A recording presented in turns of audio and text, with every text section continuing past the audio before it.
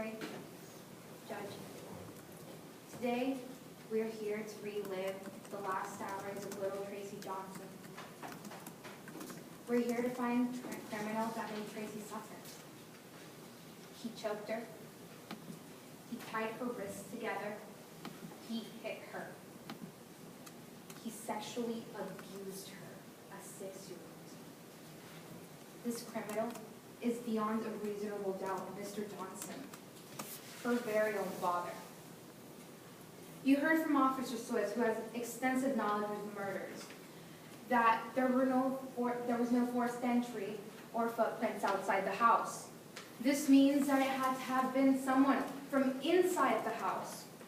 We also heard from Officer Swiss that a neighbor said that he heard a little girl scream, "Daddy." Jules had taken sleeping pills earlier that night. But what was Mr. Johnson's excuse for not hearing the light of his life scream out for him? He had no excuse. He was trying to silence her while he hit her. We've also heard that there were different ransom notes. These ransom notes had writing that changed within them. It was someone trying to mask who they were. And who else could this have been apart from Mr. Johnson? This house is a huge house. Like you heard him say, he's very wealthy. He had the money to build this house. But at the same time, it's very intricate, which means that if someone were to get killed or molested and hidden in the basement, and then a ransom note found in the sewing room, this person who committed this crime would have had to be very familiar with this house. Not even only familiar, but also comfortable. You heard from Logan Lee and Mr. Johnson that he likes to dress his daughter in those little outfits because it makes her happy, or does it make him happy? You also heard from Mr. Logan Lee that Pat Johnson drank that night. And as we also heard from Logan Lee, Mr. Johnson has a reputation for being aggressive when drunk. Aggressive when drunk could mean killing his daughter, molesting his daughter, bruising his daughter.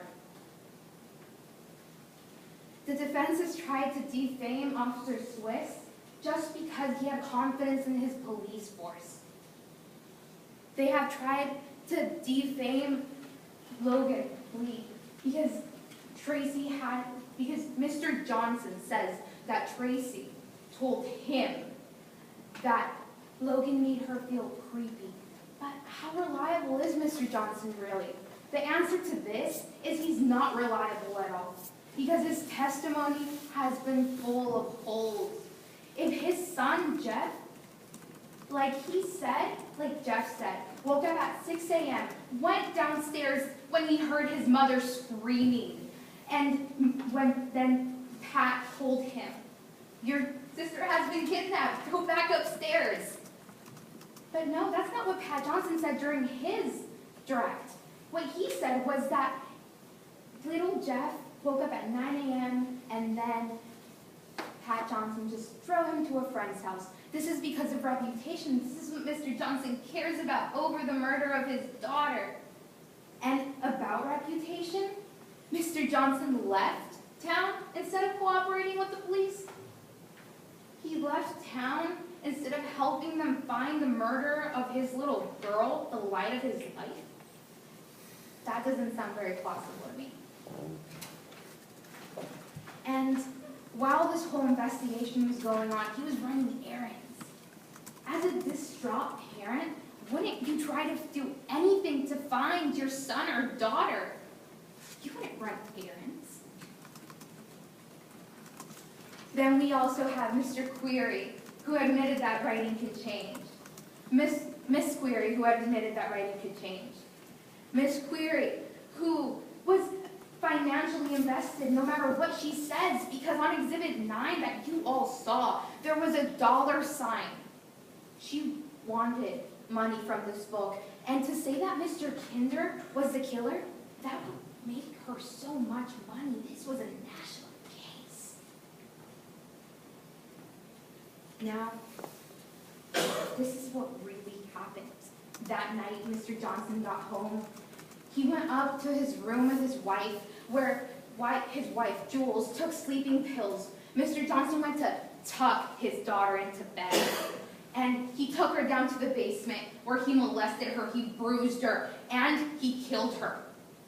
After that, he knew he had to have a cover story, so he went into the sewing room, which was on the opposite side. He was drunk. He wasn't really coherent with what he was doing. So he goes to the sewing room, makes different ransom notes, and at the end he decides this is the one. The foreign faction, $2,800. If it doesn't blame the foreign faction, it'll blame Logan Lee. It's perfect. But what he didn't take into account was the competent work of Officer Swiss, the excellent detective work of former Officer Logan Lee. But then he went on his way, and he tried to make it seem to the neighborhood like everything was okay, because that was what was important to him, his reputation. Usually, there's a very blurry line between law and morality. But right here, there isn't one. This is justice for Tracy Johnson, little Tracy Johnson.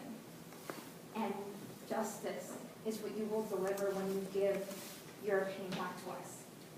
And I just hope that you take all the evidence into consideration and that you declare Mr. Johnson guilty. Thank you. Thank you.